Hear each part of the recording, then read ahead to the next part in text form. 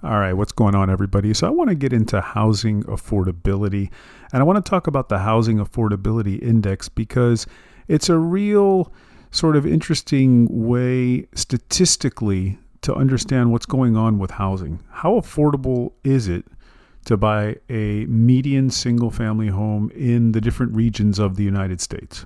Just how affordable is it based on several factors: your income, just the price of a median home, value here in the United States in the different regions, and also just, your debt to income ratio, all those things taken into account. Okay.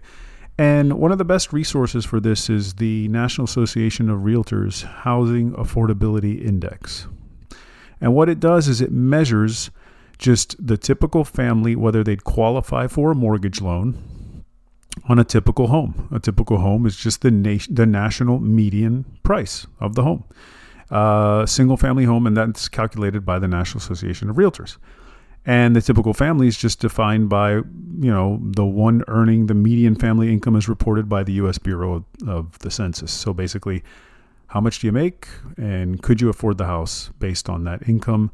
And that's assuming a 20% down payment on the home. What would your on current mortgage rates, right, sitting around right around the low 6% range, would you be able to afford that home based on all these factors? So it's a really good statistical way of figuring that out.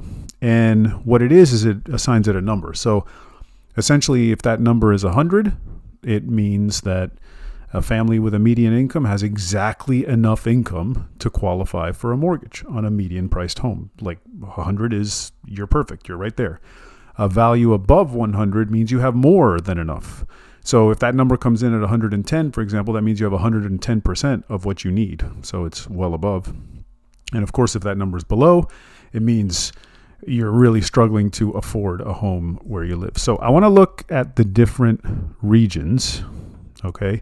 And I'm going to look at it sort of like from where do we sit today, this current month. The last time it was tabulated was February of 2026. So it's not now, now we're in March, but February was the last calculation. And we're going to look at the Northeast, the Midwest, the South, and the West. And then we'll compare it to a year ago where it was. Okay, so let's start with the Northeast. All right, Northeast of the country. Obviously, New York, Boston, Massachusetts, that whole area, very expensive to many. Right now, it sits at 105.6. So remember what that number means. 100 means, hey, you're right there. You're perfect. Anything above 100 means you're not affordable. You become, I'm sorry, the opposite. I apologize. Any number above 100 means it is affordable. So right now, the Northeast sits at 105.6. Hey, that's pretty good. Okay, that's pretty good. That means overall now, the entire region of the Northeast. Okay, now New York may be expensive. But overall, if you take that entire Northeast region, it's just about right. Now, a year ago, that number was at 96. So the Northeast, that means from a year ago to today, is more affordable. It's more affordable to buy a single family home today in the Northeast. In the Midwest, that number sits at 150.2, which is by far, by the way, the most affordable region in the country. Okay, the Midwest, by far, the most affordable. And if you recall, a few episodes back, if you tune into the episode on where I talked about foreclosure rates and how foreclosures are rising in the United States, you'll notice that Indiana was the number one state with the most foreclosures in the United States. And the Midwest also shows, according to this data, that it's the most affordable part of the United States. That includes Indiana. Interesting how that is tied together. The foreclosures, obviously the rates keep going up. Prices clearly coming down if we're getting lots of foreclosures in Indiana. And I don't want to say a lot, but we're just getting more and more and more. And it's more affordable at the same time. Now, a year ago, it was 134.5 in the Midwest. So that means, again, the Midwest becoming more affordable. Okay. In the South, that number's at 121.4. So the South overall becoming more affordable. Now, that includes Florida, including certain cities like Miami, Florida, and Tampa, which are not very affordable. But again, it also includes Georgia, Alabama, Mississippi, South Carolina. It's that whole South region overall doing well. A year ago, 106.4. Once again, the South more affordable than a year ago. In the West, now the West is the worst of them all.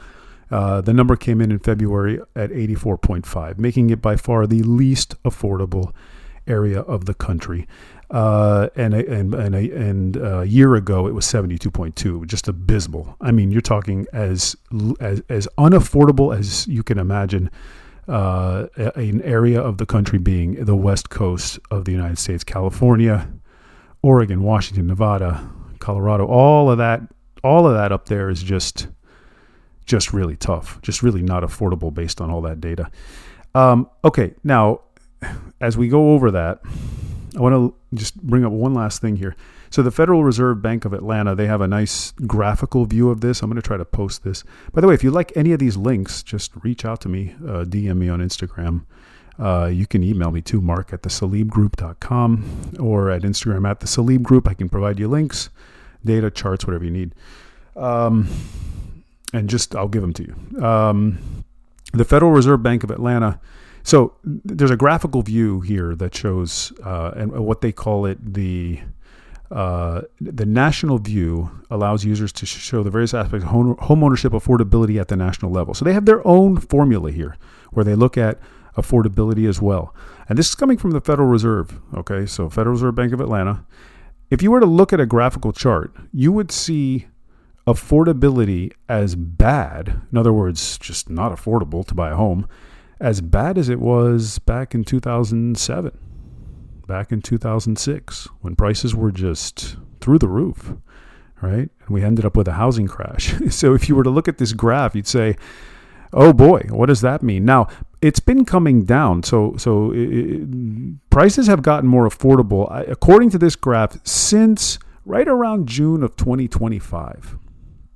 That's when you start to see it tip the scale. So right around June of 2025. And it's been going precipitously down ever since. This is, again, a national number. I must reiterate, real estate is very localized and regional. So don't, and by the way, in the next episode, I'm going to get into the different cities. So I'm going to talk about top 10 affordable cities, least affordable. But just from a national perspective, the number is dropping precipitously. Okay. So we are becoming, since June of 2025, a much more affordable place nationally to purchase a single family home based on wages going up. That's income going up. Okay. Generally, income is slowly rising for the median levels. It's based on mortgage rates coming down. Okay. And it's based on home prices coming down. Those are the three main factors, right? So all three are kind of going in a good direction for housing affordability since June of 2025. Things are moving in a better direction, one in which makes buying a home more affordable, but we are still generally an unaffordable place to buy a home. The values are still as high as 2006, 2007. So as we're coming down, we're still not there yet, but at least we're heading in the right direction.